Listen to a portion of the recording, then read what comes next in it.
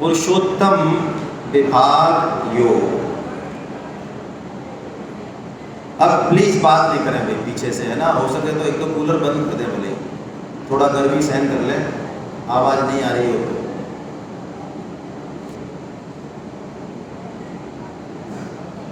Please बात नहीं करें, मैं आपसे ही कह रहा हूं।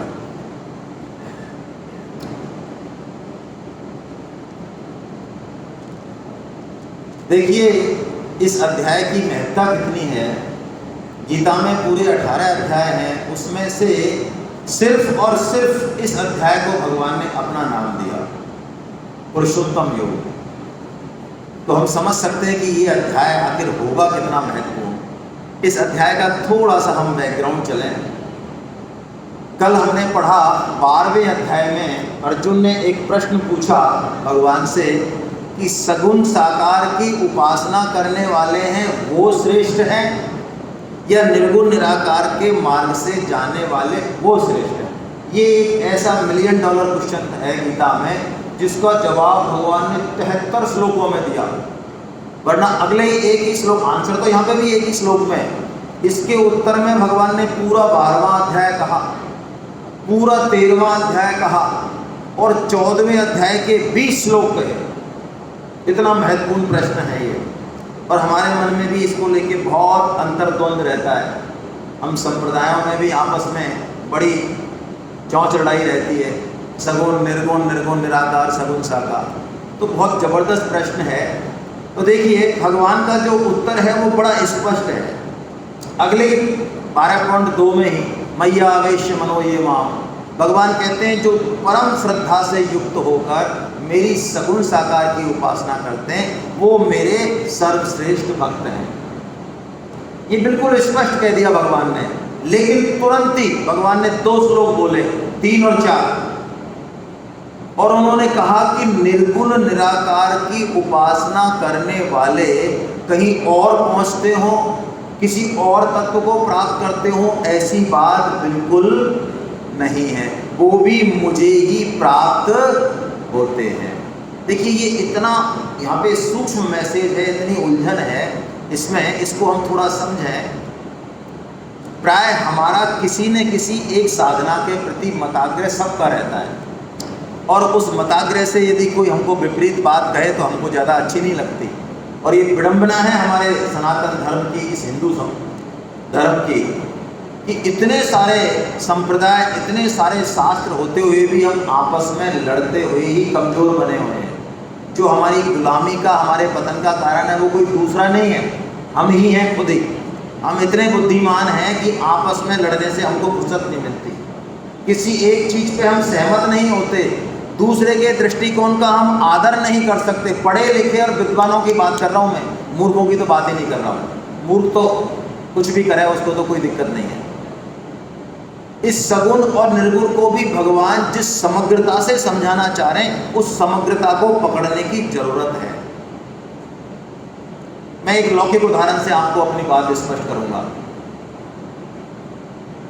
आप सगुण को मानने वाले हैं, सगुण साकार के उपासक है, बहुत अच्छी बात है।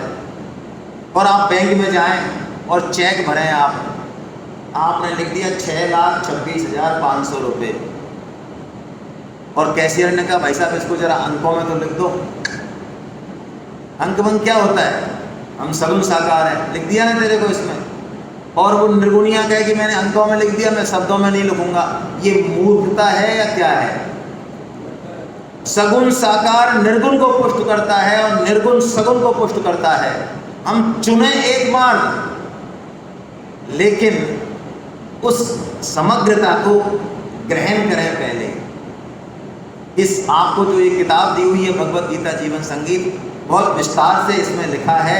अपना गुलाब चुन लें, उसमें कोई समस्या नहीं है, लेकिन दूसरे के गेंदे के फूल से विरोध ना करें, क्योंकि निर्गुण भी सगुण की ही पुष्टि करता है और सगुण निर्गुण की पुष्टि करता है। दोनों एक दूसरे का वर्धन करने वाले हैं, लेकिन हम अपने मताग्रह में बहुत समस्या पैदा कर लेते हैं।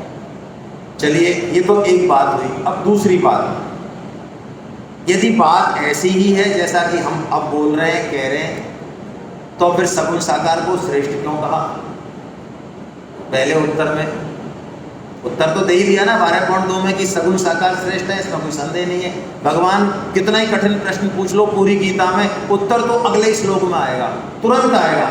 हमारी तरह नहीं कि गोल गोल घुमाएंगे, क्वेश्चन आ गया पता नहीं है तो भी गोल गोल घुमाएंगे, ऐसा नहीं। भगवान का उत्तर बिल्कुल निशाने में रहता है और तुरंत। तो ऐसा क्यों कहा कि सगुण साकार श्रेष्ठ हैं, सर्वश्रेष्ठ हैं? वो इसलिए कहा, वो हमको देख के कहा। तुलसीदास जी का सहारा लेते हैं हम, आश्रय लेते हैं उनका। एक माँ के 2 बेटे हैं, एक छोटा है शिशु, उस पर आश्रित है पूरी तरह से, एक थोड़ा बड़ा हो गया। अब ये प्रश्न ऐसा ही है, इतना ही कठिन है कि कोई उस माँ से पूछे कि तुम्हारे दोनों पुत्रों में तुम्हें अधिक प्रिय कौन है, क्या बोले माँ? क्या बोले? अब वो के लिए जवाब देना पड़ेगा, जवाब दे तो क्या जवाब देगी माँ? छोटा शिशु अधिक स्नेह है उस पर, इसका मतलब बड़े से स्नेह कम है क्या? ना। छोटे में स्नेह क्यों ज्यादा है? क्योंकि छोटा पूरी तरह से माँ पे डिपेंडेंट है। भक्त जो है ना, भगवान का छोटा बालक है। मोरे प्रौढ़ तनय सम ज्ञानी, बालक सुत सम दास अमानी। तुलसीदास जी कह रहे हैं ज्ञानी बड़े बालक हैं, तो बड़े बालक को थोड़ा सा अहम रहता है कि अरे मैं चलना जानता हूँ, मेरे को पता है, मेरे को ज्ञान है, क्या खाना है क्या है। माँ का आश्रय तो चाहिए, लेकिन माँ नहीं हो तो भी मैं कर लेता हूँ, तो ठीक है भाई, उतना ही प्रेम रहेगा, माँ का प्रेम कम नहीं रहेगा। लेकिन छोटे बालक की तो सार संभाल सब कुछ, सब काम माँ करती है। तो बालक सुत सम दास अमानी, भक्त बालक छोटा बालक है भगवान का, इसलिए भगवान उस पर आश्रय ज़्यादा रखते हैं, इसने ज़्यादा रखते हैं क्योंकि वो पूरी तरह से डिपेंडेंट है। वो कहता है प्रभु मेरे को तो कुछ आता जाता है, अब आप बताओ मेरे को किधर चलना है, कैसे चलना है, आप जैसे कहोगे वैसे मैं राजी। तो अब कठिन, ये निर्गुण निराकार की उपासना बहुत कठिन भी है। ज्ञान अगम प्रत्यूह अनेका साधन अगम, एक नहीं कहीं देखा ऐसा कोई तुलसीदास जी ने लिखा है। ज्ञान मार्ग बहुत कठिन है क्योंकि उसमें पात्रता की जरूरत है। यदि स्पष्ट विवेक और तीव्र वैराग्य नहीं हुआ तो ज्ञान मार्ग पतन कर देगा, फिसलन भरा है बहुत ज़्यादा। लेकिन यदि किसी को ज्ञान मार्ग से ही चलना है कि नहीं मेरे अंदर संस्कार ऐसे हैं, मैं इसमें नहीं जा सकता भक्ति में, मेरे को ज्ञान से ही चलना है।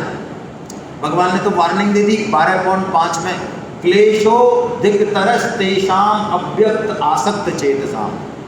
भगवान ने कहा जो अव्यक्त की उपासना करते हैं, निर्गुण की उपासना करते हैं, उनके मार्ग में क्लेश बहुत है, दुख बहुत है। लेकिन कोई चलना ही चाहे तो भगवान ने कहा फिर मैं बताता हूँ। तो जो क्लेश होता है वो इसलिए होता है कि हमारी सबकी देह में पकड़ बहुत ज़्यादा है। हम 3 दिन गीता सेमिनार कर लेंगे, थोड़ी ढीली होगी फिर हो जाएगी। देह के प्रति हमारी पकड़ आसानी से जाती नहीं, शरीर के प्रति हमारा बहुत जबरदस्त भाव है। तो इस देहाभिमान को दूर करने के लिए भगवान ने 13वां अध्याय खुद से ही कहा कि अर्जुन समझ, तू क्षेत्र नहीं, तू क्या है? हाँ याद है ना कि भूल गए पकौड़े खाने में। तू क्षेत्र नहीं, तू क्षेत्रज्ञ है। और तूने इस क्षेत्र से यानी प्रकृति से, यानी प्रकृति के 3 गुणों से संबंध मान लिया। उस ऊंट की तरह, रस्सी तो है नहीं लेकिन मान लिया मैं तो बंधा हुआ हूँ। तो अर्जुन सुन, इन 3 गुणों ने जो तेरे को बंधा हुआ महसूस तू कर रहा है, इन 3 गुणों से तू कैसे बाहर जाए वो तरीका मैं तेरे को बताता हूँ। इसलिए गुणत्रय विभाग भगवान ने कहा, पहले बताया ये गुण बांधते कैसे हैं, क्या करते हैं, फिर इनसे बाहर जाने का रास्ता बताया। तो अर्जुन ने फिर पूछा भगवान से कि प्रभु जरा मुझे और कोई सरल रास्ता बताओ, जैसा कि कल सुधीर जी ने कहा।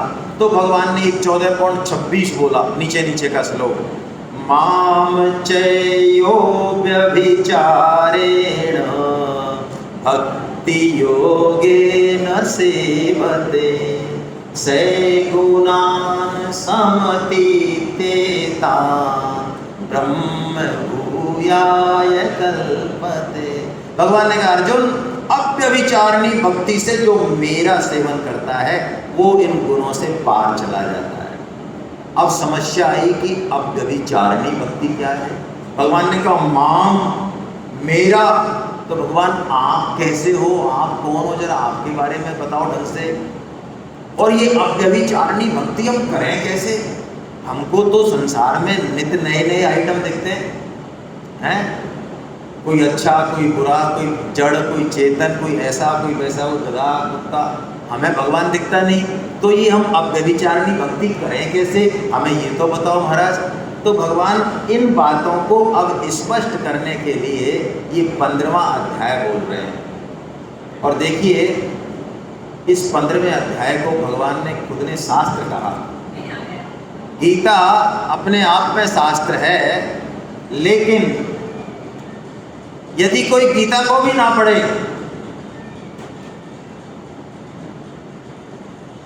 यदि कोई गीता को भी ना पढ़े, प्लीज अपने मोबाइल आप साइलेंट कर दें भाई, है ना, फिर ध्यान भंग होता है, फिर मजा नहीं आता है। यदि कोई गीता को भी ना पढ़े तो सिर्फ 15वें अध्याय को भी कोई देख ले तो संपूर्ण गीता का उसको एसेंस हाथ में आ जाएगा। ऐसा भगवान कहते हैं, खुद ही कहते हैं, इसको आगे कहेंगे इस बात को। देखिए शास्त्र में हमेशा 4 चीजें होती हैं। जीव क्या है इसका वर्णन होता है, जगत क्या है इसका वर्णन होता है, और भगवान क्या है इसका वर्णन होता है, और इनका आपस में क्या संबंध है इसका वर्णन होता है। आप आश्चर्य करेंगे, हम लोग आश्चर्य है, मात्र 20 श्लोक है इस अध्याय में, भगवान ने इन चारों ही चीज़ों का वर्णन कर दिया 5 श्लोकों में, 5 चौका 20। तो ऐसा अद्भुत ये अध्याय है। आइए इस अध्याय की हम शरण लेते हैं। बहुत ज़बरदस्त ये अध्याय है, इसको थोड़ा ध्यान से पढ़ेंगे। पहले श्लोक का वाचन करें। ऊर्ध्वमूलमधः शाखम् अश्वत्थं प्राहुरव्ययम् छन्दांसि यस्य पर्णानि यस्तं वेद स वेदवित्। क्या कह रहे हैं भगवान? ऊपर की ओर मूल वाले और नीचे की ओर शाखा वाले इस संसार वृक्ष को जो जान लेता है वही वास्तव में वेदों को जानने वाला है। क्या बात है। अच्छा, हमारे यहाँ जो पेड़ होते हैं उनकी जड़ कहाँ होती है, और इस संसार वृक्ष की जड़ कहाँ बताए भगवान? अरे वाह, ऊपर बता रहे हैं। और ये नीचे की तरफ फैल रहा है, उसका तना आ गया इतना मोटा, तो पहले ब्रह्मा जी महाराज आ गए, फिर ये मनुष्य योनि आ गई, फिर इसने कर्म विकर्म जो भी किए उल्टे सीधे 84 लाख, ऐसे ये अनंत विस्तार वाला संसार वृक्ष है। भगवान कह रहे हैं जो इस संसार वृक्ष को जान लेता है उसने मानो संपूर्ण वेद जान लिए। तो इस संसार वृक्ष को कैसे जाने? इसको भगवान ने पीपल का वृक्ष कहा। इस संसार वृक्ष को क्या नाम दिया? अश्वत्थम। अश्वत्थ यानी पीपल का। देखिए एक एक शब्द इस श्लोक का पकड़ने वाला है, एक एक शब्द, एक एक, हर में को बहुत कुछ छुपा हुआ है। थोड़ा थोड़ा लेने की कोशिश करेंगे हम। अश्वत्थ का मतलब एक तो होता है पीपल का वृक्ष। हम लोग जब यज्ञ करते हैं घर पे आर्य समाजी पद्धति से, तो कौन सी लकड़ी काम में लेते हैं? क्या मैसेज छुपा है कि ये संपूर्ण संसार, इसमें हम आगे ही नहीं आए, आ गए, हमारी गाड़ी घोड़ा हमारा परिवार आ गया, ये सब किसके लिए मिला है? भोग के लिए या यज्ञ के लिए? किसके लिए मिला है? यज्ञ के लिए। संसार वो सीढ़ी है, यदि हमने इसके स्वरूप को समझ लिया तो ये दुखालय होते हुए भी परमात्मा से मिलाने वाला हो जाएगा। एक तो ये मतलब रहा अश्वत्थ का। एक अश्वत्थ का मतलब ये है जो एक क्षण भी स्थिर ना रह सके, वो अश्वत्थ। स्वामी जी कहते हैं ये शरीर और संसार हर क्षण बदल रहा है, नष्ट हो रहा है, मर रहा है। और बहुत कड़वी बात कहते हैं, कड़वी हमको लगी क्योंकि हमारे अंदर आ सकती है, इसलिए कड़वी नहीं है, बात तो बहुत सुंदर है लेकिन हमको कड़वी लगेगी। स्वामी जी कहते हैं सच्चाई ये नहीं है कि हम जी रहे हैं। सुनना, कड़वी दवाई पीना सीखो थोड़ा बहुत, बुखार ठीक करना है तो कुनैन खाना सीखो थोड़ा बहुत, लड्डू पर निगाह मत रखो। सच्चाई ये नहीं है कि हम जी रहे हैं, सच्चाई ये है कि हम लगातार मर रहे हैं। चलिए इसको छोड़े, डर लगने लग जाता है ऐसी बातें, मत डरे, चुपका के रखें। चलिए एक प्रश्न का जवाब दीजिए जो स्वामी जी कहते हैं, जब हम 9 बजे यहाँ एंटर हुए इस हॉल में, और जब आप 11 बजे तक चाय पीने निकलेंगे, तो कितनी ही उम्र हो आपकी और हमारी, 1000 उम्र हो, 10,000 साल जिए हम, कोई बढ़िया बात है। लेकिन इस बात से आप में से कौन इनकार कर सकता है कि 2 घंटे की उम्र अब कम हो गई? कोई कर सकता है इनकार? बस ये जागृति, ये चेत बनाए रखें जिंदगी में, तो अपने आप ये जीवन करें, चाहे कुछ भी जो मिला है वो तो प्रारब्ध से मिला है, वो तो वर्णाश्रम धर्म है। अफसर बन गए तो और मजदूर बन गए तो क्या फर्क, कोई फर्क नहीं है गीता की निगाह में। गीता की निगाह में काले में, कुबड़े में, गोरे में, धनवान में, अमीर में, कोई धनवान से एलर्जी नहीं है गीता को ना, कोई एलर्जी नहीं है। हम जैसे त्यागियों को एलर्जी हो सकती है, स्त्रियों से एलर्जी हो सकती है, अरे स्त्री तो नरक का द्वार है।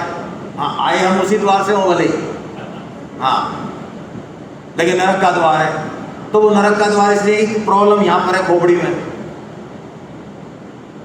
स्त्री की प्रॉब्लम गीता को कुछ नहीं है, गीता को किसी से प्रॉब्लम नहीं है। गीता को प्रॉब्लम है हमारे अंदर जो जहर है, जो आसक्ति है, उससे प्रॉब्लम है गीता को। तो यज्ञ के लिए काम करना सीखे, ये जीवन यज्ञ है, यज्ञ के लिए आहुति दे दी तो बात खत्म, समय चूके तो कुछ नहीं। धनियो वनियो जाएंगे, जही विधि उड़त कपूर, और नारायण गोपाल भज, क्यों चाटत जग धूर। अरे आछे दिन पाछे गए, किया न हरि से हेत, और अब पछताए होत क्या, जब चिड़िया चुग गई खेत। गलत फहमी हटा दें, ये वक्त है कुछ थोड़े समय का। इस समय यदि ये बात नहीं जागृति की तो वक्त निकल जाएगा, सिवाय रोने के कुछ नहीं मिलेगा। हजारों केस हैं, उनको देख के भी आंख नहीं खुले तो हमारे जैसा मूड कौन सा। अभी इस पद में, इस धन में, इस स्त्री में, इस पुरुष में, इनमें आसक्त होकर हम कुछ देख के भी कुछ नहीं देख पा रहे हैं। हटाएं इसको, इस मोह को हटाएं, पहली बात। और अब बहुत इंपॉर्टेंट दूसरी बात जो इस श्लोक से पकड़ने वाली है। इस श्लोक को समझ लिया तो पूरा अध्याय समझ में आ गया, ऐसा मान लें। पीछे आवाज आ रही है क्या आपको? पीछे पटेल साहब आवाज आ रही है? सुनने में दिक्कत आ रही है कोई?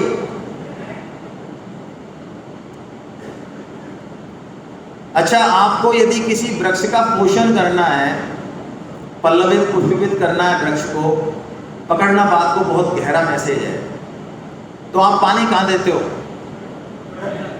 एक एक पत्ते पे, टहनी पे स्प्रे करते हो शायद। अरे जड़ कहाँ है? जड़ दिख रही है आपको? अरे दिख रही है क्या? फिर भी उसी में देते हो और दिखे हुए को नहीं देते हो, क्यों?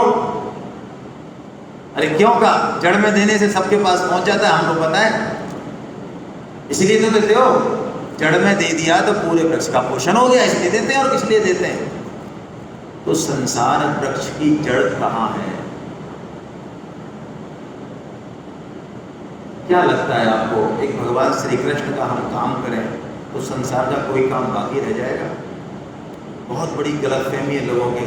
भगवान भगवान करने से क्या होता है? राम राम करने, हम कर्म करते, कर्म डोंकी हैं हम, बहुत बढ़िया। अच्छा, तुम ज़्यादा बढ़िया कर्म कर सकते हो या डोंकी कर सकता है? पहले तो ये बताओ मेरे को। अरे डोंकी की क्षमता ज़्यादा है या हमारी क्षमता ज़्यादा बोझा ढोने की?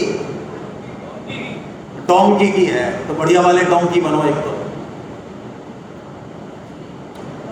वृक्ष में पानी दे दिया तो संभव नहीं कि वृक्ष का पोषण नहीं हो, पूरे का जड़ में पानी दे दिया तो।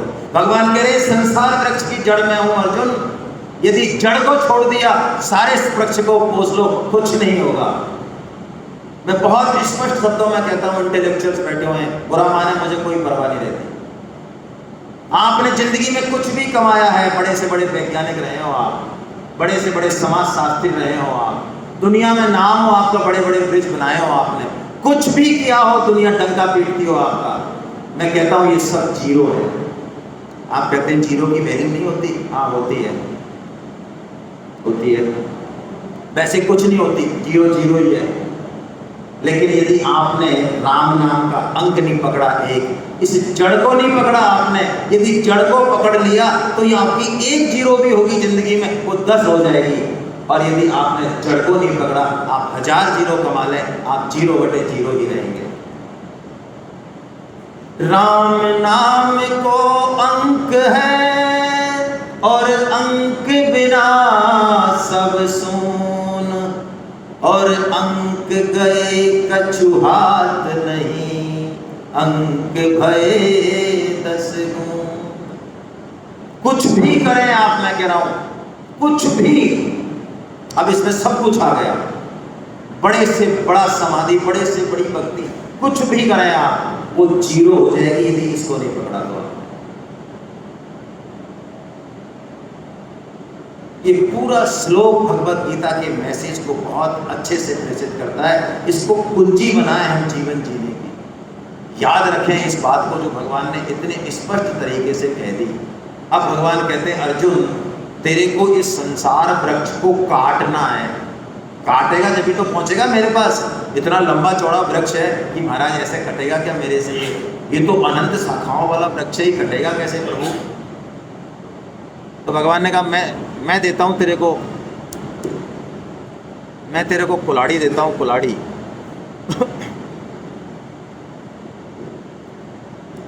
हरे कृष्ण हरे कृष्ण हरे कृष्ण हरे कृष्ण।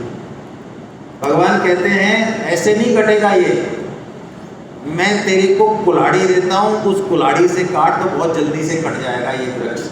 तो अब देखिए इस संसार वृक्ष को कैसे काटना है, उस कुल्हाड़ी का दर्शन करें हम। भगवान वो कुल्हाड़ी दे रहे हैं। भगवान कह रहे हैं ये वृक्ष इतना जटिल है, इतनी इसकी जड़ गहरी हो गई आसक्ति की हमारी इस सब में, तो इतने करोड़ों योनियों में हमने जन्म लिया, इतने कर्म किए कि इसको काटना आसान नहीं है। लेकिन फिर भी मैं ऐसा अस्त्र दूंगा अर्जुन जो फटाफट कटेगा।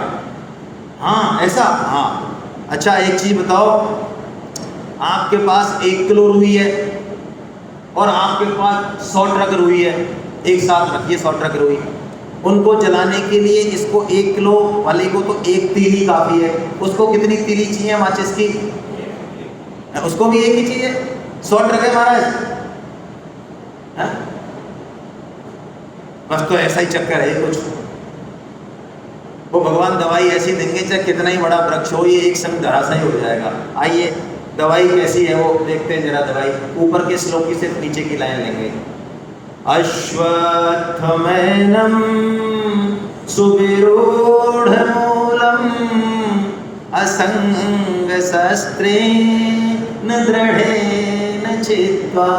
भगवान कह रहे अर्जुन सुन, तू ये असंगता रूपी शस्त्र ले ले मेरे से, कुल्हाड़ी ले ले। असंगता रूपी शस्त्र से संपूर्ण वृक्ष कट जाएगा। ओहो, हमारी सारी जो समस्या है वो संग की है। देखिए छोटा बच्चा होता है ना, कुछ नहीं समझता है, वो शिशु, उसको जो है आप कुछ भी दो, वो उसकी पकड़ बहुत गहरी होती है, ज़्यादा जान नहीं है, लेकिन उंगली में जो पकड़ लेता है ना, हाथ में छोड़ता नहीं चीज़ों को। कोई दे दो उसको, वो पकड़ेगा और कहाँ ले जाएगा? बस यहाँ ले जाएगा। तो शास्त्र कहते हैं उसकी दृष्टि 3 अंगुल की है, नहीं इतनी सी दृष्टि है। और हम जैसे लोग जो इससे कंट्रोल होते हैं, किससे? जीभ से, है ना। एकादशी के व्रत में जो है रबड़ी की और रोटी की बड़ी याद आती है। क्या करें महाराज, कहीं कोई अच्छा खाना मिल जाए तो बस, चाहे नींद ही आए भले क्लास में, लेकिन क्या करें। तो हमारी दृष्टि 3 अंगुल की है, यानी जीव की दृष्टि है हमारी। साधक जो होता है वो थोड़ा सोचता है कि मेरा अगला जन्म क्या होगा, मैं कहाँ से आया हूँ, मैं कर क्या रहा हूँ, तो उसकी 3 जन्म की दृष्टि होती है। लेकिन सिद्ध की दृष्टि बहुत आगे की होती है। वो अपने जीवन को एक पर्टिकुलर दिशा में पकड़ता है। वो देखता है कि मेरे जो कुछ दिया, हम तो क्या करते हैं, जो कुछ दिया हमको देखें आप बचपन से, जो कुछ दिया उसको हम पकड़ लेते हैं। पत्नी दी, पुत्र दिया, गाड़ी दी, घोड़ा दिया, पद दिया, धन दिया, सबको मजाल है जो हम जो है कहते हैं बस। लेकिन आपको आश्चर्य होगा ये किस लिए दिया हमको। मैं आपको एक बहुत शास्त्र की बात बताता हूँ, आपको आश्चर्य तो लगेगा लेकिन आप इसको सत्य मानना बिल्कुल। जिस व्यक्ति से हमारा कोई ऋणानुबंध नहीं पिछले जन्म का, उसको हम दर्शन नहीं कर सकते, वो हमारे सामने नहीं आ सकता। आप जब पूरी दुनिया में घुमाओ, हम वही लोगों को देखेंगे, उन्हीं लोगों को सुनेंगे, दृष्टि भी उन्हीं पे करेंगे जिनसे कहीं न कहीं कोई न कोई हमारा कुछ न कुछ लेना देना, कुछ न कुछ। और जो सबसे ज़्यादा आपस में कर्जदार हैं, अच्छे हों चाहे बुरे हों, उनको क्या बनाते हैं भगवान? हाँ, सबसे ज़्यादा जो कर्जदार है वो पति पत्नी बनते हैं। क्योंकि हमारे पास जो पत्नी है या जो पति है वो दुनिया की सर्वश्रेष्ठ है, उससे बढ़िया हो नहीं सकती, संभव ही नहीं है। वो आपको ऐसा ठोक पीट के ठीक करके 10-20 साल में ऐसा शेपअप दे देगी या दे देगा कि किसी के और के बस की बात नहीं है ये। तो आप यदि इस सिस्टम को समझ गए तो बात बहुत जुदा हो जाएगी। और यदि नया लेना देना चालू रखा ऋणानुबंध तो पार पड़ेगी नहीं। भगवान बहुत स्पष्ट कह रहे हैं, अर्जुन तू असंग हो जा, असंग हो जा। विवेकानंद जी एक भजन गाया करते थे बहुत प्यारा, आप पकड़ सके तो पकड़े, उसमें तीनों योग आ गए एक ही लाइन में। मैं नहीं, मेरा नहीं, ये तन किसी का है दिया, मैं मेरा ये कहने वाला मन किसी का है दिया। वो एक बात कहते हैं, एक लाइन बोलते हैं, इसको पकड़े। जग की सेवा खोज अपनी, प्रीति उनसे कीजिए। क्या कहते हैं? जग की सेवा। कौन सा योग है ये? कर्म योग है ये। खोज अपनी, हूँ है भाई, कौन हूं मैं? शरीर हूं, स्त्री हूं, पुरुष हूं, ब्राह्मण हूं, क्षत्रिय हूं, ये हूं मैं, ये उपाधि है मेरी, ये तो टैग है सिर्फ। ये तो बहुत सारे टैग लगे हो, हजारों लाखों टैग अब तक लगाए मैंने, और लगा लूंगा दूसरा। ये टैग मेरी उपाधि है क्या? ये है मेरी पहचान? हूं कौन मैं वास्तव में? ये टैग पहन किसने रखे हैं? खोज अपनी, ये क्या है? ज्ञान योग है। और प्रीति उनसे कीजिए, भक्ति योग है, प्रेम। जब उनसे प्रीति होगी तो फिर सबसे प्रीति हो जाती है। उनसे प्रीति होने की पहचान ही है ये, ध्यान रखना। हम बहुत बड़ी गलती करते हैं, उनसे तो प्रीति करते हैं लेकिन उनके जो जन हैं उनसे हमारी प्रीति नहीं रहती। भागवतम में एक श्लोक है, भगवान बहुत स्पष्ट रूप से कहते हैं कि जो मंदिर में तो मेरी पूजा अर्चना करता है, सारा करता है, लेकिन जो मेरे जीते जागते मंदिर हैं उनको वो ठेस पहुंचाता है, उनकी वो सेवा नहीं करता, उनसे वो प्रेम नहीं करता, उनकी मैं पूजा स्वीकार नहीं करता। ये भागवतम का श्लोक है, मैं अपने मन से नहीं कह रहा हूँ। तो असंगता रूपी शस्त्र से हम इस संसार वृक्ष को काट दें। और अब देखिए भगवत गीता का वो श्लोक, अद्भुत श्लोक, जिसके बेस पर परम श्रद्धेय स्वामी जी महाराज ने हमारी क्षमताओं को जानते हुए वो महामंत्र दिया, वो महामंत्र इस कलयुग का महामंत्र कि हम उसका ही सहारा ले लें। मात्र यदि एक चीज उठानी हो यहां से तो यही उठा लें बस। उन्होंने कहा स्वामी जी ने कि भगवान की हिम्मत नहीं है, बस यही काम नहीं हो सकता भगवान से, चाहे तो वो कुछ भी कर दें, भगवान की हिम्मत नहीं है कि वो हमसे प्रेम करना बंद कर दें, अपना जो संबंध है वो तोड़ना बंद कर दें। अच्छा, मैं एक उदाहरण देता हूं। अंबानी जी यहाँ कोटा में आए, अंबानी जी कोटा में आए और हमारे बिरला जी को मंच पर बैठा लें चीफ गेस्ट के रूप में बगल में, और सारे नगर के सेठ और सारे इंडस्ट्रियलिस्ट सारे हैं कोटा के, और अंबानी जी घोषणा करते हैं भाई बिरला जी मेरे मैनेजर हैं, कोटा के इंचार्ज हैं। ये जो कुछ करेंगे उसका जिम्मेदार मैं हूँ। और बिरला जी फिर अगले दिन आपके पास आए कि साहब मुझे 10 लाख की जरूरत है, आप दे दोगे ना?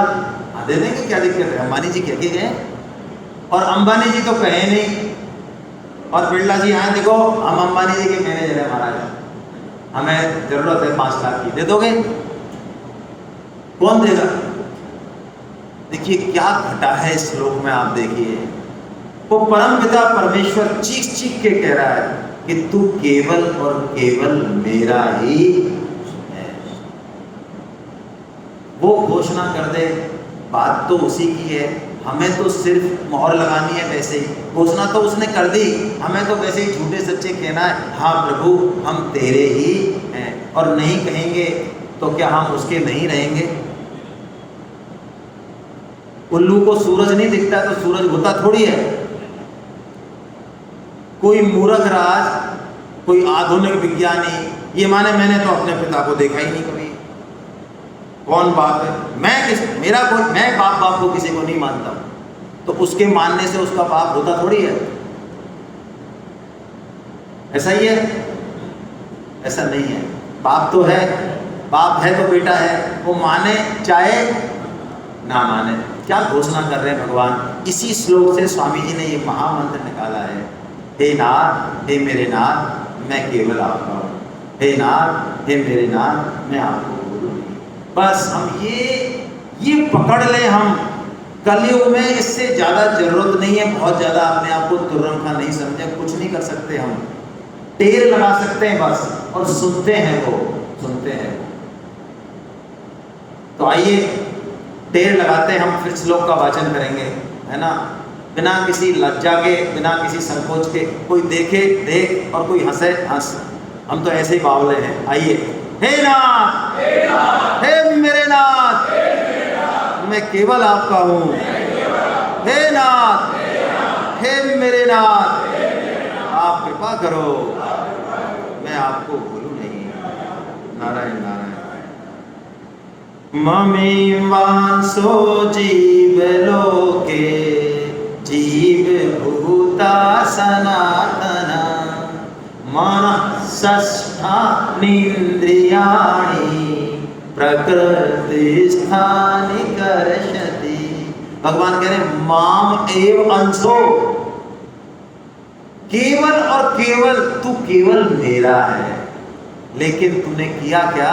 इस प्रकृति में तेरे को कुछ चमक दमक ज्यादा दिखी, जैसे कि बच्चों को दिखती है ना, घर की देसी रोटी छोड़ के, देसी घी का बढ़िया व्यंजन छोड़ के, और वो कचरा खाने जाते हैं बच्चे, हैं? तो ऐसे ही इसको जो है भगवान में कुछ कम दिखा, क्योंकि पास में है ना, हमेशा सुलभ है ना, तो प्रकृति को तरफ आकर्षित हो गया। भगवान ने कहा तेरा नाम इसलिए जीव हो गया, प्रकृति स्थानि कर्षति। अब देखिए, यदि हम भगवान के हैं, भगवान ये घोषणा कर रहे हैं, तो भगवान सुहृदय हैं। हम कुछ भी कर लें, कैसे भी, कितने बड़े से बड़े पापी हों, कैसे ही हो, हम भगवान का हमारे प्रति जो प्रेम है वो बिल्कुल भी कम नहीं होता। ये हमें लगता है कि हमें भगवान का प्रेम हमेशा रहता है। वो हमारी ठुकाई पिटाई करें तब भी प्रेम रहता है, वो हमें नरकों में भेजें तब भी अटूट प्रेम है भगवान का। वो उनका अलग तरीके का प्रेम है, लेकिन है प्रेम ही। माँ कई बार बच्चे को जो है बढ़िया से पिटाई कर देती है। हमारे यहाँ इस शब्द को कुछ अलग बोलते हैं, इस पिटाई में मज़ा नहीं आता। जब अच्छी वाली पिटाई होती है तो हमारे एरिया में क्या बोलते हैं? कुटाई बोलते हैं हमारे यहाँ। उससे समझ में आ जाता है कुटाई का मतलब क्या है। फिर आपको अच्छी पिटाई बोलने की जरूरत नहीं है, कुटाई बोल दिया, समझ में आ गया क्या हुआ है इसके साथ। तो माँ कई बार कुटाई कर देती है, लेकिन कुटाई करने के बाद जो दर्द माँ को होता है वो बच्चे को नहीं हो सकता। देखिए, राजा जनक ने एक बार एक प्रतियोगिता रखी कि इस राज्य में जो सबसे सुंदर बच्चा है उसको इनाम दिया जाएगा। डोरी पिटवाई, डोरी पिटवाई। अगले दिन अष्टावक्र की माँ 8 जगह से टेढ़ा, काला, कलूटा, देखा नहीं जाए ऐसा बच्चा, उसकी माँ उसको लेके गोद में और आई दरबार में। राजा जनक ने देखा, उसको बुलाया, तुम्हें पता है ना किसकी प्रतियोगिता, तुम्हें पता है ना ठीक से, तुमने डोंडी वालों ने हमारे ने ठीक से काम तो किया, कहीं ठीक से घोषणा तो नहीं की, तुम्हें पता है ना। तो उसने कहा हाँ मुझे अच्छे से पता है महाराज। क्या पता है? कि आज आप दुनिया के सबसे सुंदर बच्चे को इनाम देने वाले हैं और मेरा बच्चा इस दुनिया में सबसे सुंदर है। क्या लगता है आपको? झूठ बोल रही है मां? हम कैसे भी हों, कुछ भी कर बैठे हो, भगवान को हम हमेशा प्यारे हैं, उनके प्यार में कोई कमी हो नहीं सकती। इस विश्वास से हम आगे चलें। भगवान ने घोषणा कर दी, इससे बड़ी घोषणा और क्या होगी। और स्वामी जी ने इसी घोषणा से, इसी श्लोक से एक पोल खोली भगवान से। उन्होंने कहा कर्तुम अकर्तुम मन्यथा कर्तुम, ये शास्त्र का वचन है। भगवान कुछ भी कर सकते हैं, कुछ भी जो हम सोच नहीं सकते वो उनके लिए कुछ नहीं है। संकल्प सृष्टि है ये। आप ऐसा मत समझना कि इस सृष्टि में भगवान ने कहीं ईंट लगाई और रोड़ा लगाए हो। संकल्प सृष्टि है। जैसे हम संकल्प करें मन में कोई चीज लाए, ऐसे भगवान ने इस जगत का जो है प्रकट किया है जगत को। लेकिन वो भगवान भी, उनकी हिम्मत नहीं है, स्वामी जी कहते हैं, कि वो हमसे अपना संबंध तोड़ लें या हमसे अपना प्रेम कम कर लें। ऐसे भगवान के होते हुए हम रोते हुए भटक रहे हैं। क्यों? क्योंकि विश्वास नहीं है। करें विश्वास, बढ़ें आगे। ये श्लोक यही कह रहा है बार बार, है ना। आइए अब भगवान देखिए अपना स्वरूप बता रहे हैं, कैसा स्वरूप है भगवान का।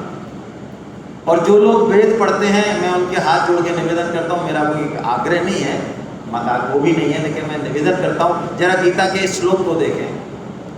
खुद भगवान श्री कृष्ण जो वेद जिनके निश्वास हैं, जो आत्मा है, वो क्या कह रहे हैं?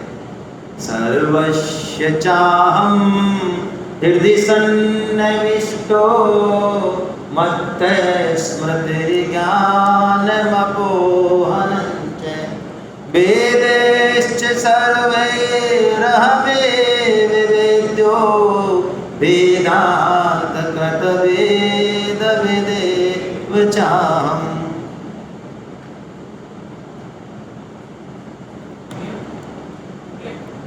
भगवान कहते हैं मैं संपूर्ण प्राणियों के हृदय में स्थित हूं। वाह क्या बात है। इसका मतलब टांगों में नहीं है क्या? पैरों में नहीं है क्या? हाथ पैरों में नहीं है? हाथ पैरों में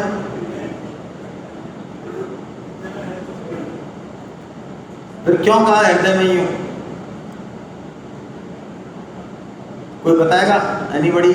हाँ सर बताएंगे। हाँ देखिए पानी तो सब जगह है, यहाँ भी पानी है, ये एसी निकाल रहा है ना, देखो इसी हवा में से। लेकिन आपको पानी पीना है तो कहाँ जाना पड़ेगा? नल पे जाना पड़ेगा, टोटी पे जाना पड़ेगा। शरीर में कण-कण में है, लेकिन प्राप्त यहाँ होते हैं, इसलिए कहा। अब देखिए भगवान कह रहे हैं स्मृति भी मेरे से होती है, ज्ञान भी, अपोहन भी, और सबसे बड़ी बात संपूर्ण वेदों के द्वारा मैं ही जानने योग्य हूँ। वेदों के तत्व का निर्णय करने वाला भी मैं हूँ और वेदों को जानने वाला भी मैं हूँ, यानी वो भी आत्मा से परमात्मा। कितनी बढ़िया बात कह दी भगवान ने। अब यदि हम वेद तो सारे याद कर लें, सब पढ़ लें, भाषण दे लें, श्लोक याद कर लें, बहुत अच्छी बात है, तालियां पिटवा लें, सब जगह बैठ के पिटेंगी तालियां तो, लेकिन हमें भगवान से प्रेम नहीं है। हम भगवान की बात को मानना नहीं चाहते। बेटा जो है कहता है माँ तुम कितनी अच्छी हो, और माँ कभी कहे बेटा जरा रुकना, जरा सुनना बेटा, अरे अभी रुक माँ, अभी तो मेरे ऑफिस में मीटिंग है, आज हमारे चीफ साहब आ रहे हैं। अच्छा चल, माँ बैठी रहती है, शाम को आती है, बेटा जरा सुनना, अरे माँ मैं इतना थका हुआ आया हूँ, है ना, वर्ल्ड बैंक की मीटिंग है, फलाना है, कल बात करेंगे। कल फिर कहती है माँ बेटा जरा सुनना। उसको ये तक टाइम नहीं है कि वो सुने तो सही माँ कह क्या रही है। कोई चश्मा ठीक कराना या कुछ भी नहीं कराना, माँ बस ऐसे ही बैठा के उसके हाथ फेरना चाह रही है, लेकिन वो माँ के पैर छूता है, माँ को, माँ कहता है बहुत अच्छी है, लेकिन माँ की बात सुनने का उसके पास टाइम नहीं है। क्या लगता है आपको? माँ को माँ मान रहा है? वो क्या मान रहा है? वो माँ को माँ। हम भगवान को तो बहुत मानते हैं, सेवा पूजा भी करते हैं, जैसे कहा यहाँ से, कि थोड़ा बहुत रोजाना गीता के श्लोक तो नहीं पढ़ सकते, लेकिन थोड़ा बहुत 10-5 मिनट सेवा पूजा कर देनी चाहिए। देखो आप, लेकिन भगवान की बात सुनने का या बैठने का टाइम नहीं कि भगवान कह क्या रहे हैं। मानते हम भगवान को, इससे तो वो नास्तिक ठीक है। अरे भगवान से प्रेम होना, उनकी बात मानना, भगवान कहते हैं कुएं में कूद जा तो बिल्कुल तैयार कुएं में कूदने के लिए। ये है भगवान को क्या वेद चाहिए, भगवान को क्या श्लोक याद नहीं है। हमारे संस्कृत के श्लोकों से भगवान खुश होने वाले हैं, या भगवान ने जिसने सृष्टि की रचना करी, सूर्य चंद्रमा तारे बनाए, वो हमारे किसी बहुत बड़े काम करने से जगत में उससे प्रसन्न होने वाले हैं, या उनकी आज्ञा मानने से प्रसन्न होने वाले हैं वो।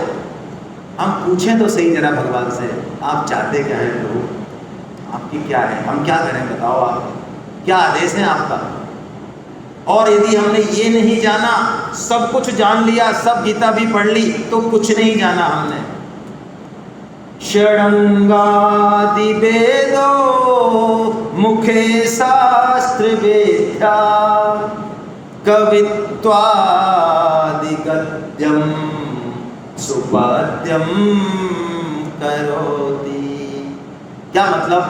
षडंगादि वेदो, वेद ही नहीं, वेद के 6 अंग, हमारा पूरा शास्त्र, पूरा सनातन धर्म का मुखे ही शास्त्र विद्या, वो मुख में है, उसके किसी व्यक्ति के मुख में है, कंठ में है, देखने की जरूरत नहीं है उसको।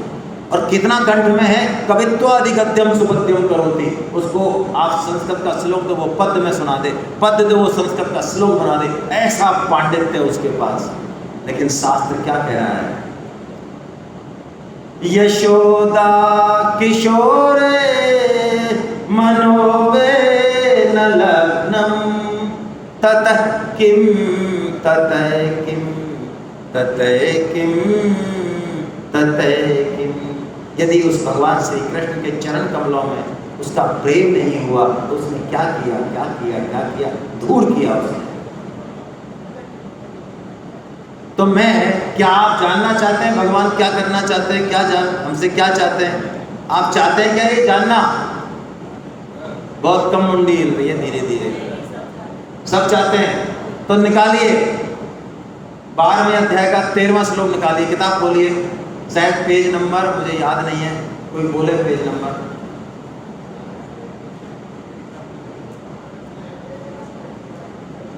बारहवें अध्याय का 13वां श्लोक। हाँ, संस्कृत में नहीं, हिंदी में बोलना है। 320 पेज पे। कौन पढ़ेगा? आप में से कोई एक बंदा पढ़ेगा तो माइक ले, फिर यहाँ से माइक है नहीं यार, माइक को ठीक कराओ ना भाई, कोई नहीं है सुनने वाला हमारी। आप पढ़ें, लेकिन आवाज सबको जानी चाहिए ना। आप यहाँ आ जाएं, एक जना यहाँ आ जाए पढ़ने के लिए।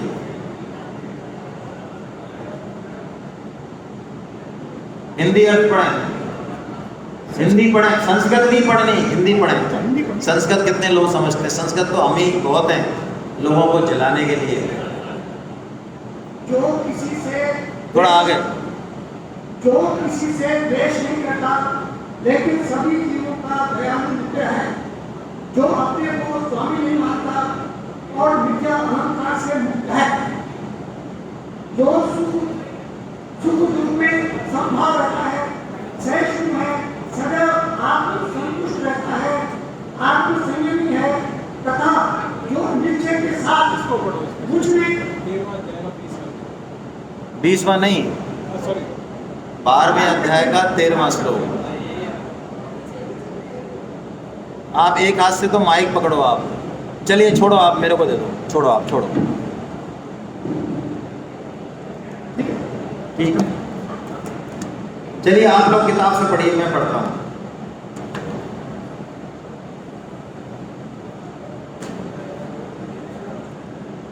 भगवान क्या कह रहे हैं देखिए, सिद्ध भक्तों के लक्षण बता रहे हैं। किसके लक्षण बता रहे हैं? सिद्ध। और हम साधक कह तो लेते हैं अपने आप को, लेकिन सच्ची बात यह है कि अभी हम ठीक से साधक भी नहीं है। सच्ची बात तो ये है, कृपा है भगवान की, चलती है, उनके बेटे हैं ना, तो वो थोड़ा सा दिखाते हैं हमारी गाड़ी, तो हम साधक कहते तो वो मान लेते हैं, हाँ बेटा ठीक है तू साधक है, चल मान लेते हैं, है ना। आचार्य कहते हैं लोग हमारे यहाँ आते हैं, जब आचार्य कहते हैं, आचार्य कि साहब गीता के आचार्य आप देंगे। आचार्य का मतलब समझते हैं आप? इस शब्द को दूषित करते हैं हम बोल के, वास्तव में तो हमारे लक्षणों को देख के। आचार्य वो जिसके जीवन में ये चीज आचरण में आ जाए, वो आचार्य होता है। लेकिन चलिए अब सिद्ध भक्तों के लक्षण बता रहे हैं भगवान कि सब प्राणियों में देश भाव से रहित, मित्र भाव वाला, दयालु, ममता रहित, अहंकार रहित, सुख दुख में समान, निरंतर संतुष्ट, शरीर को वश में रखने वाला और मन बुद्धि को अर्पित करने वाला मेरा भक्त मुझे प्रिय है। और आगे भी भगवान बता रहे हैं, मैं आगे एक श्लोक और पढ़ लेता हूँ इसका, 19वां श्लोक और पढ़ रहा हूँ। आप 19वां श्लोक निकालिए, पेज नंबर 323 पे, नीचे आप थोड़ा इसकी गहराई पकड़ना, ऐसे पढ़ना मत, दूसरे के लिए तो ऐसे ही पढ़ जाते हैं हम। इसमें से एक एक चीज़ घटाना जरा, कितनी कठिन है ये। जो शत्रु और मित्र में, वाह, मान और अपमान में, समझ में आ रही है बात क्या बोल रहे हैं भगवान?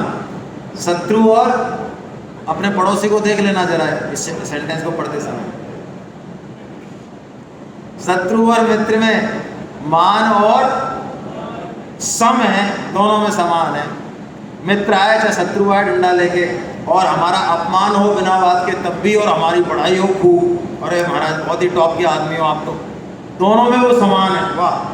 और शीत उष्ण में, सुख दुख में सम है, आसक्ति रहते, और निंदा स्तुति को भी समान समझ रहा है, वाह यार वाह। निंदा स्तुति को भी समान समझ रहा है, ऐसा ममता आसक्ति से रहे भक्तिमान भक्त मुझे प्रिय है, प्रिय है। सिद्ध भक्त हम बन जाएंगे, ऐसे हो जाएंगे, तब भगवान को हम प्रिय होंगे।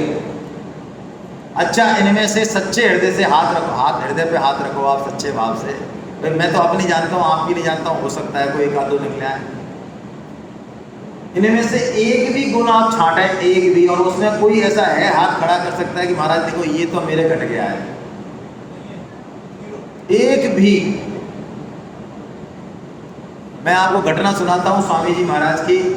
हमारे जैसे कोई गीता सेमिनार और गीता पढ़ने वाले पहुँच गए होंगे उनके पास 5-7 साल, जिन्होंने गीता पढ़ ली, तो एक स्वामी जी के पास पहुँचे, स्वामी जी महाराज मुझे ऐसा लग रहा है मुझे ब्रह्म ज्ञान हो गया है। तो स्वामी जी ने कहा यार चलो हम जो है अरे हमारी जिंदगी बीत चली, लाखों लोगों को हमने उपदेश दिया, चलो एक को तो हुआ, हमारे बड़ी संतुष्टि है कि ब्रह्म ज्ञान हो गया तुमको। तो स्वामी जी ने कहा चलो बहुत अच्छा महाराज, बैठो विराजो आप। अच्छा एक बात बताओ महाराज आप, स्वामी जी ने पूछा कि कोई आपकी बिना बात निंदा करे, अपमान कर दे तो कैसे लगता है? बिना बात करेगा तो बुरा लगेगा ही, इसमें क्या बात है। और आपकी कोई पढ़ाई करे, अरे महाराज कितने बढ़िया हो आप, कितनी सुंदर हो आप जैसा सुंदर तो दुनिया में कोई स्त्री नहीं बनाई, और आप तो जो बोलते हो महाराज कैसा, अरे वाह, ऐसा कोई सुंदरता आपकी प्रशंसा करे, कैसा लगता है आपको? बहुत बढ़िया लगता है, ऐसा लगता है और कहता रहे। तो स्वामी जी ने कहा तुमको ब्रह्म ज्ञान नहीं हुआ, तुमको ब्रह्म ज्ञान हो गया। तो देखो इसमें से एक गुण को भी प्राप्त करना वास्तव में देखा जाए, प्रैक्टिकली बात कर रहे हैं, नहीं है संभव। आप 10 साल पुराने साधकों का भी देख लो, निंदा स्तुति में हम सम नहीं रह पाते, मान अपमान में हम सम नहीं रह पाते, तो क्या हम कभी भी नहीं पहुंच पाएंगे अपने लक्ष्य पे? भगवान को पता नहीं है क्या कि हम क्या कर सकते हैं और क्या नहीं कर सकते? फिर ऐसे कठिन रास्ते बताते क्यों है हमको? तो भगवान को पता है कि हम नहीं कर सकते, इसलिए बिल्कुल गीता के लास्ट में जाके, बिल्कुल लास्ट में जाके भगवान ने एक इतना सरल तरीका बताया, भगवान ने बिल्कुल गोपनीय, गीता खत्म कर रहे हैं जब, कि उसको हम सब कर सकते हैं। जानना चाहते हो तो निकालो पेज नंबर 18वें अध्याय का 68वां श्लोक, 500, पेज नंबर 500 पढ़ो आप, मैं ही पढ़ता हूँ, माइक तो है ही नहीं। चलिए क्या कह रहे हैं भगवान, पहले मैं 68वां श्लोक पढ़ रहा हूँ। 68वां श्लोक पढ़ रहा हूं मैं। भगवान कह रहे मुझ में पराभक्ति करके इस परम गोपनीय संवाद यानी इस गीता ग्रंथ को जो मेरे भक्तों में कहेगा वो मुझे ही प्राप्त होगा, इसमें कोई संदेह नहीं है। क्या कहा भगवान ने? आप गीता ग्रंथ को किसी को सुना दो या सुनने में निमित्त बन जाओ तो भगवान कहते हैं वो मुझको ही प्राप्त होगा, इसमें संदेह। अब देखिए भगवान का इतना कहने से ही पेट नहीं भरा भगवान का। भगवान जो है और बोलते हैं आगे, क्या कहते हैं? उसके समान प्रिय करने वाला मेरा कोई मनुष्यों में ना तो है और इस पूरे भूमंडल पर उसके समान कोई प्रिय दूसरा होगा भी न चेत तस्मात् मनुष्येषु कश्चिन मे प्रियकृतमा भविता न चेत मे तस्मात् अन्य प्रियतरो। अब आपको लगता है, अब पता चला होगा ना कि हम यहाँ फोकट में नहीं आए, हम भी किसी कमीशन के चक्कर में आए हैं। यहाँ समझ में आ गई बात? आजकल बिना स्वार्थ के कौन आता जाता है भैया, लेकिन ये कमीशन कुछ अलग तरीके का है और भगवान को ये विशेष प्रिय है। मैं कहता हूं जिनके ऊपर भगवान की बहुत विशेष कृपा होती है, आप बिल्कुल हृदय से धन्यवाद दीजिए। आज हम यहाँ बैठे हैं, ठीक है हमारी पारमी है, भगवान की कृपा है, संकल्प है, इसमें तो कोई दोहरा है नहीं, लेकिन भगवान किसी न किसी को निमित्त बनाते हैं इसके लिए। वो चाहे उन्होंने कुछ किया हो नहीं किया, लेकिन वो निमित्त बने भगवान के लिए, उनको हम हृदय से धन्यवाद दें। मैं आप सबसे कहता हूँ आप हृदय से धन्यवाद दें तालियों से कि आदरणीय अनीता जी और सुनीता चौहान जी और शकुंतला जी, ये इस महान काम में, ये छोटा मोटा काम नहीं है, ये इसमें हमारे लिए निमित्त बनी और भगवान की विशेष कृपा है। और मैं कह दूं आपको असली बात, संतों की बातें कुछ विलक्षण होती हैं, भगवान से भी विलक्षण होती हैं। आप यदि ऋषिकेश कभी गए हो और नहीं गए हो तो जरूर जाना ऋषिकेश जिंदगी में एक बार। और गीता भवन में जाना, वहाँ 1 नंबर में 8x8 का कमरा है जिसमें अरबपति करोड़पति परम सत्य सेठ जी महाराज जिनकी गीता प्रेस है, वो 8x8 के कमरे में रहे 40 साल। उस कमरे में हम रह सकते हैं, करोड़पति अरबपति रहते हुए। और उस कमरे में यदि आप बैठेंगे ना, बैठे थोड़ा तसल्ली से, वहाँ आपको कुछ तरंग महसूस होगी, कोई बात महसूस होगी। और उस कमरे की एक एक दीवार, एक एक लाइन जो है ना, वो गीता प्रचार के उससे जुड़ी हुई है, गीता प्रचार ही लिखा हुआ है वहाँ पे। परम श्रद्धेय सेठ जी महाराज से किसी ने कहा, आपने तो गीता प्रेस की स्थापना कर दी, इतना गीता का प्रचार कर दिया पूरे जगत में, विश्व में लोग गीता पढ़ रहे हैं, मजा आ रहा है। सेठ जी ने कहा, मैं इसे गीता प्रचार नहीं मानता हूँ। हैं तो आप किसको गीता प्रचार मानते हैं? कि बच्चा जब जन्मे माँ के गर्भ से, तब वो रोने की जगह गीता गीता बोले तो मैं मानूं गीता प्रचार हुआ। आपको क्या लगता है? भगवान कह रहे हैं वो मुझे सबसे ज्यादा प्रिय, उसके समान पूरे भूमंडल का कोई प्रिय है ही नहीं। और सेठ जी कहते हैं ऐसा व्यक्ति जो निष्काम भाव से मान पड़े, पैसे का चक्कर नहीं। सेठ जी कहते हैं जो गीता का प्रचार करता है वो भगवान को गोपियों से भी ज्यादा प्रिय। ये सेठ जी के वचन है, ये भगवान ने नहीं कहा, लेकिन भक्त की वचन भगवान से भी ऊपर होते हैं। तो क्या आपको लगता है हमको ये काम नहीं करना चाहिए? हाँ या ना? अरे हम गीता पढ़े ना पढ़े, मैं आपको बहुत स्पष्ट शब्दों में कहता हूँ, गीता को पढ़ने की हिम्मत भी नहीं है किसी की। और बहुत स्पष्ट सुने, हम गीता पढ़ाते भी नहीं है, हमारी हिम्मत नहीं, एक श्लोक का अर्थ नहीं समझाने की हिम्मत किसी की, वो समझा नहीं सकता। हमारी तो बात छोड़ो आप। लेकिन अरे डायरी मंगाई थी मैंने, क्या उठा लाए?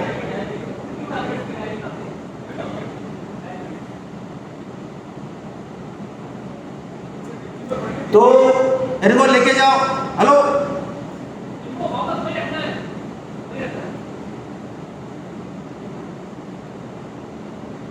हम गीता पढ़ें चाहे ना पढ़ें, गीता समझ में नहीं आएगी पढ़ने से। किसी के दिमाग में गलत फहमी हो कि मेरी बुद्धि इंटेलेक्चुअल है, मैं पढ़ के समझ लूँगा, बहुत बड़ी गलत फहमी है। आप भगवान का काम कीजिए, लोगों को धक्का दीजिए। मैं धक्का इसलिए बोल रहा हूँ कि आपको भी धक्का दिया है किसी ने, ऐसा धक्का जरूर दे देना चाहिए। और यदि आपके धक्का देने से एक व्यक्ति के जीवन में भी परिवर्तन हो गया ना, आप मान लें आपको घर बैठे रॉयल्टी मिलेगी, हमेशा मिलेगी। आज इनको नहीं पता, मैं सही कह रहा हूँ, अनीता जी को नहीं पता, सुनीता जी को नहीं पता कि इन्होंने क्या किया, ये शायद इनको अभी पता नहीं है, पूरा आइडिया नहीं है इनको। ये कालांतर में इनको पता लगेगा इस चीज का कि हमने क्या किया है, क्या करवाया है भगवान ने, किया भी क्या, भगवान ने क्या करवाया है। हम जो भी हमारी बात सुनते हैं, नहीं सुनते हैं, मानते हैं, घर वाले, घर के बाहर वाले, रिश्तेदार, ये इनके प्रकार हैं, उनको भगवत गीता के सन्मुख करें, क्लास से जोड़ें, भगवत गीता की ये किताब दें। हम कहीं भी जाते हैं, शादी में जाते हैं, जन्मोत्सव में जाते हैं, हम भगवत गीता की इस किताब के अलावा और कुछ नहीं देते। कोई बुरा माने, भला माने, कुछ भी माने हमारी तरफ से। अरे घर में पहुंचेगी, पढ़ेगा, रखें 10-20 किताब, यहाँ तो हमारे पास नहीं है बेचने को, आप लेकिन मात्र 200 रुपये की किताब है। आपको क्या लगता है ये 510 पेज की इसका कवर देखा आपने? सबके पास। तो इसके कवर ही कवर में जो है कितने पैसे लगे होंगे, वो आम कवर नहीं है, इसकी क्वालिटी भी अच्छी है, शायद 200 रुपये तो शायद इसकी कॉस्ट होगी, आप पूछ लेना चाहें। प्रचार का जो भी माध्यम आपको अच्छा लगे, क्लास से, किताब से, सेमिनार, जो अच्छा लगे आप कीजिए। इसी से आपको गीता के अर्थ हृदय में प्रकट होंगे। और मैं आपको एक बहुत अच्छी बात बताता हूँ, जैन पंथ जहाँ से निकला, ऋषभ देव जी महाराज, भगवत गीता श्रीमद् भागवतम के 5वें स्कंद के 5वें अध्याय में 18वां श्लोक है ये, पढ़ लेना। कथाओं में तो सुनने को नहीं मिलेगा आपको, 7 दिन की कथा होती, वहाँ नहीं मिलेगा, वहाँ तो कुछ और ही सुनाया जाता है प्राय। वहाँ पे ऋषभ देव जी अपने 100 पुत्रों को उपदेश दे रहे हैं। क्या कह रहे हैं? गुरु ने शिष्यात, जननी ने शिष्यात, पिता ने शिष्यात, बंधु ने शिष्यात। वो माता माता नहीं, वो पिता पिता नहीं, वो भाई भाई नहीं, वो गुरु गुरु नहीं। कौन? जो अपने आश्रित व्यक्ति को भगवान की तरफ ना मोड़ दे, वो पतनकारी है, वो माता नहीं, वो पिता नहीं। हमारा बहुत प्राथमिक दायित्व है, हम जुड़े और अपने बच्चों को जोड़ें। तो देखिए, आपके मन में यदि कोई संकल्प है, हर एक से उम्मीद नहीं की जा सकती, आपका जितनी सामर्थ्य है उतनी। मैं आपसे एक प्रश्न पूछता हूँ, आपने भगवान श्री कृष्ण ने 6 साल की 7 साल की उम्र में गोवर्धन पर्वत उठाया था, आपने कथा सुनी है? सबने सुनी है ना। आप में से ऐसा कौन सा माता पिता खड़ा हो जाए जिसने अपने बच्चे को कहा हो कि तू गोवर्धन पर्वत उठा के ला? किसी ने नहीं कहा। क्यों भाई? अरे क्यों नहीं कहा? अरे किसी ने नहीं कहा ना, तो क्यों नहीं कहा? कृष्ण भगवान ने तो 6 साल में उठा ली, 10 साल वाले से तो कह दो तू उठा ला, क्योंकि वो नहीं उठा सकते। हम लौकिक माता पिता, एक जन्म के माता पिता, हमको अपने बच्चों की सामर्थ्य पता है, ये क्या कर सकते हैं। तो भगवान ये आदेश देते हैं यदि हमें कि तू प्रचार कर, तो आपको क्या लगता है हमें सामर्थ्य है प्रचार की, तभी दे रहे हैं या नहीं है? जितनी सामर्थ्य है उतना। आपको लगता है मैं 10 लोगों को जोड़ सकता हूँ, जोड़िए। और मैं आपको बताऊं, वास्तव में इससे उनका लाभ तो होगा चाहे नहीं होगा, इससे आपका कितना लाभ होगा आप जोड़ेंगे तो पता चलेगा। आप किस प्रोसेस से निकलेंगे, किस मान अपमान से निकलेंगे, जिंदगी के क्या अनुभव आपको होंगे। यहाँ मैं उन मील के पत्थरों को भी नमन करता हूँ, मैं नाम तो नहीं लूँगा किसी का। उन मील के पत्थर जो इस सेमिनार के लिए जिन्होंने जी जान लगाया, लोगों को जोड़ने में, जुड़े ना जुड़े वो अलग बात है। तो हम भगवान की आज्ञा का पालन करें। लास्ट शब्द जो गीता का है, जहाँ गीता पे आज हम उसको फिनिश करेंगे, अर्जुन का जो लास्ट शब्द है वो यही है। वो कहते हैं प्रभु अब आप बताओ आपकी क्या आज्ञा है, मैं वही करूँ। तो हम एक सेशन करेंगे इस सेशन के बाद, जिसमें हम आपसे फीडबैक लेंगे, हैं? हाँ, हम अभी ले लेते हैं, चलिए मैं थोड़ा सा ये पूरा कर लूँ। मैं उस फीडबैक के लिए हम क्या बोलेंगे आपको मैं अभी बता देता हूँ। आप सिर्फ अपना नाम बताएं, बहुत ज़्यादा लंबा नहीं करें प्लीज़, मेरा हाथ जोड़ के निवेदन है आपसे। सिर्फ नाम बताएं, क्या करते हैं बता सकते हैं तो बताएं, कोई खास बात नहीं है। कैसी लगी ये सेमिनार? लंबा चौड़ा नहीं, बहुत कट शॉर्ट में। कोई सजेशन भी हो तो दे सकते हैं, कोई समस्या नहीं है, हम अप्लाई करने की कोशिश करेंगे। ये 2 बात के बाद तीसरी और अंतिम सबसे इम्पोर्टेंट बात, आप भगवत गीता का प्रचार कैसे करना चाहते हैं, क्या संकल्प लेते हैं? आपको संकल्प लेना चाहिए। मैं आपको एक बहुत साइंस की बात बताता हूँ, आप डरिए मत, हम कोई बांधने नहीं आए, आपको कोई फंसाने नहीं आया, ऐसा मत समझना। कोई स्वार्थ संबंध भी नहीं है हमारा, भगवान का काम है। लेकिन यदि आपने अपने मन को संकल्प दे दिया कि नहीं मैं 10 लोगों को जोड़ूंगा या जोड़ूंगी, ठीक है, एक नहीं जुड़ेगा तो क्या हो जाएगा? कोई नाक कट जाएगी क्या भगवान के काम में? नाक कट जाएगी। लेकिन एक संकल्प यदि आप दे देंगे ना, टारगेट दे देंगे यहाँ पे,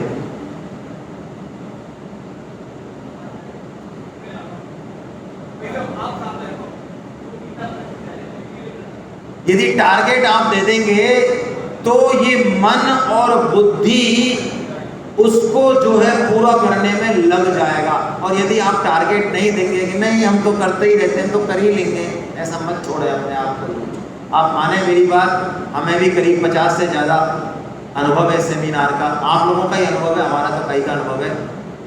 जो टारगेट देते हैं, जो संकल्प उठाते हैं ना, सारी सृष्टि उनकी हेल्प करती है। आप नमन कीजिए, मैं ये 2 जो महिलाएं हैं ये जयपुर की सेमिनार में थी और मैं इनको जानता नहीं हूँ, मैं इनके मुंह पे कह रहा हूँ, गलत हो तो मुझे टोक दें, ये मैं इनको जानता भी नहीं और हम ऐसा कहते भी नहीं। लेकिन ऐसे चमत्कार मेरे घट चुके हैं, पहले बॉम्बे में घट चुके हैं, उससे पहले भी घट चुके हैं। इन्होंने खुद ने आगे होके कहा उस सेमिनार के तीसरे दिन कि हम कोटा में जो है सेमिनार कराएंगे। हालांकि इनका पावर सेंटर कहीं और है, इनका पावर सेंटर, इनके ये तो बैटरी वैसी है बैठी, इनका पावर सेंटर तो अनिता जी हैं और अनिता जी को हम जानते नहीं है। लेकिन भगवान को जब काम कराना हो, अनिता जी ने कोई शपथ नहीं ली, उनकी कोई गारंटी की ड्यूटी भी नहीं है, लेकिन भगवान जिनसे काम कराना चाहते हैं ना, उनके हृदय में प्रेरणा देते हैं। ये आज इतना इंतजाम, इतने बैनर, ये सारी चीज़ें जुटना पड़ता है, लेकिन भगवान देते हैं। तो यदि आप सेमिनार कराना चाहें, कोई जरूरी नहीं है हर आदमी सेमिनार कराना चाहे, हम कतई नहीं कहते बिल्कुल, लेकिन भगवान प्रेरणा देते हैं और उसको पूरा भी करते हैं। लेकिन कुछ काम ऐसे करें जो अपने हृदय से आवाज़ उठे, बाकी तो हम करें। तो ये फीडबैक सेशन हम थोड़ी देर में करने वाले हैं, थोड़ी देर में करते हैं। ऐसे सम्मान करना, पहले आइए, पहले सम्मान करने ले लें, आप आए। एक बार हमने बताया कि दोनों विशेष जो आयोजन हुआ, पूरा जो सहयोग था, सेमिनार जो करवाया तो सुनीता मैडम और शकुंतला मैडम के प्रयासों से हुआ। तो एक बार दोनों ने साझा कर लिया और फिर हमारे आचार्य प्रज्ञा सर मैडम से विनती करूंगा कि वो डॉक्टर सुनीता मैडम का माला बना करके उनका स्वागत करें। और इस पूरे प्रोग्राम की तरफ से आपको बहुत बहुत धन्यवाद, आपने एक विदा उठाया और एक सफल आयोजन किया, बहुत बहुत धन्यवाद मैडम। शकुंतला मैडम से निवेदन है कि वो भी आए। शकुंतला मैडम आप जैसे पाते हैं, शकुंतला मैडम आप भी आए और आपका भी स्वागत है। ये शकुंतला मैडम और सुनीता मैडम के ही प्रयास से जिससे ये आयोजन संपन्न हो पाया।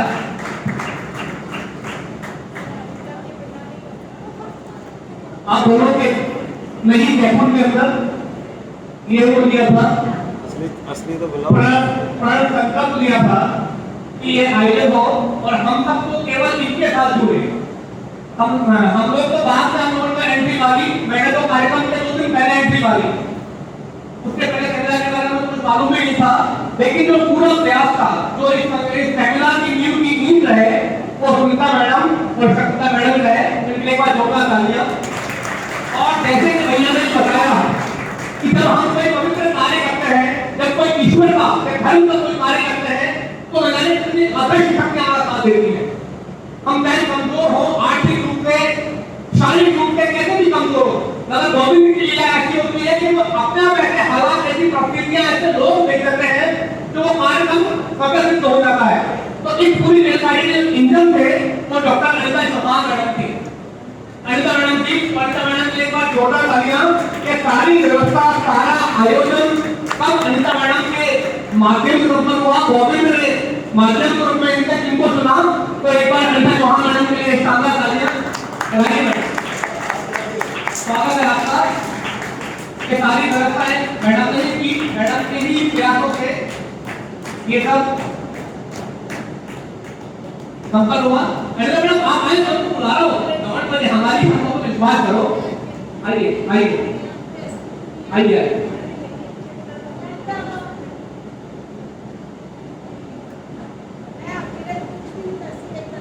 आइए आइए साहब, पटेल साहब आइए, आइए साहब, पता नहीं प्लीज आइए। तो मैडम आप तो आइए, पटेल साहब को मैं इनवाइट कर रहा हूँ। अनिता मैडम का हमारा कहना करके स्वागत कर रहे हैं। अनिता मैडम ने सारी व्यवस्थाएं की, सारा सब कुछ मैनेज मैडम ने किया। एक बार शानदार तालियां।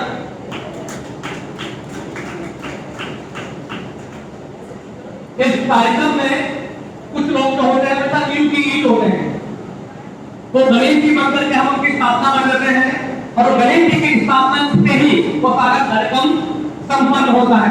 तो इस कार्यक्रम में जो गणेश जी थे वो माननीय सरकार डीडी पटेल साहब थे। डीडी पटेल साहब इस पूरे कार्यक्रम के गणेश जी थे। इन्हीं के आशीर्वाद से, इन्हीं के मार्गदर्शन में, इन्हीं के प्रयासों से यहाँ पर ये धर्म का दीप जोया जा रहा था। इन्हीं के आशीर्वाद से हम लोगों ने सेमिनार का आयोजन किया। तो परम संजय डीडी पटेल साहब का, आदरणीय अनिता चौहान मैडम का, डॉक्टर सुनीता चौहान मैडम का और आदरणीय शकुंतला मैडम का बहुत बहुत धन्यवाद और गवर्नमेंट की कृपा आपको ऐसी मिले। धन्यवाद। Thank you. हाँ सर, थोड़ी देर 5 मिनट।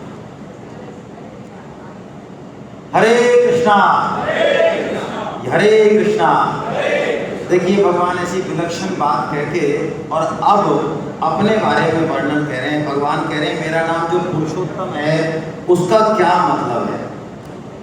क्या कहते हैं भगवान? 2 चीजें भगवान ने अब तक बताई, जड़ चेतन परा अपरा। अब भगवान उन्हीं चीजों को यहाँ क्या कहते हैं? अक्षर अक्षरी कहते हैं क्या? देखो हमारे भक्तों को तबाह कर रहे हैं, हमारे भक्तों की भक्ति में आप बोलते हैं।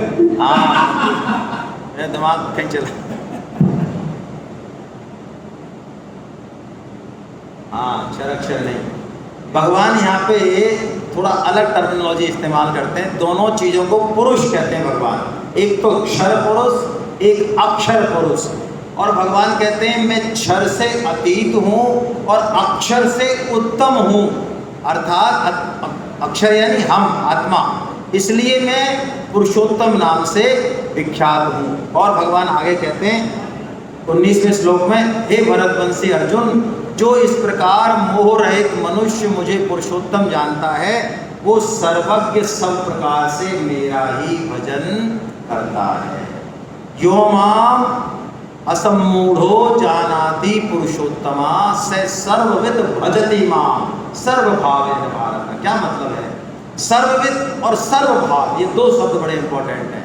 यानी हम भगवान की भक्ति में इतना एक बार रम जाएं, उसको इतना तत्व से समझ लें कि फिर सांस भी हो ना हमारी, भोजन भी करें ना, हम नहाएं भी ना, वो भी भगवान की भक्ति हो जाए। ऐसा ही होता है।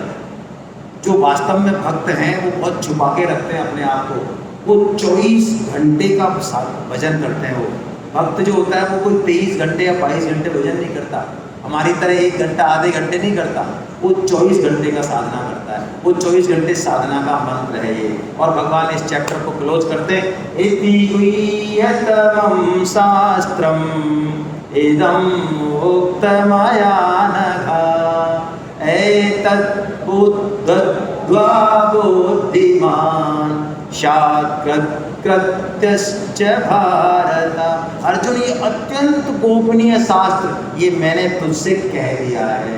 तू यदि इस शास्त्र को यानी इस अध्याय को ठीक से समझ ले तो तू प्राप्तव्य, ज्ञात ज्ञातव्य और कृत कर्तव्य, मतलब तुझे जो पाना है तूने पा लिया, जो जानना है वो तूने जान लिया और जो करना है वो कर लिया। ऐसा शास्त्र है। बार बार पढ़ें इसको। हरे कृष्णा हरे कृष्णा। अब हम फीडबैक सेशन ले लें जल्दी से, फिर चाय पियेंगे और आप थोड़ा सा फोटो बनाएं सबके अलग अलग।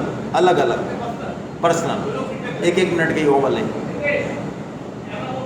नीतीश जी को इतना परेशान कर दिया, 3 चक्कर लगवा दिए बेचारे पे।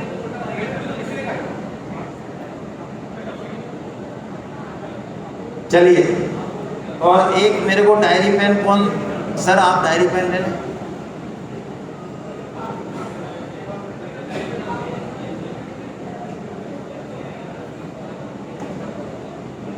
चलिए इधर से दे दीजिए आप माइक, फटाफट जल्दी, बहुत शॉर्ट में करेंगे हम, थोड़ा फास्ट करेंगे भैया ना।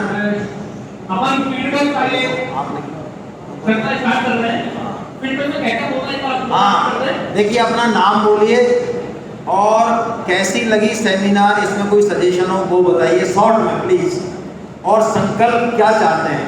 हमारी सेमिनार होती रहती हैं, आपको इस सेमिनार के बाद एक ग्रुप से मैं जोड़ दूंगा, ठीक है, आपको सारे मैसेज मिल जाएंगे, सारे मैसेज मिलते रहेंगे आगे।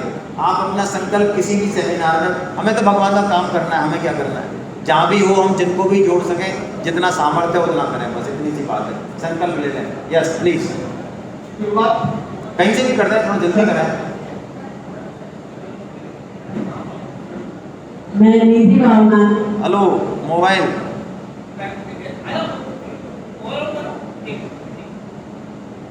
चलिए कोई बात नहीं।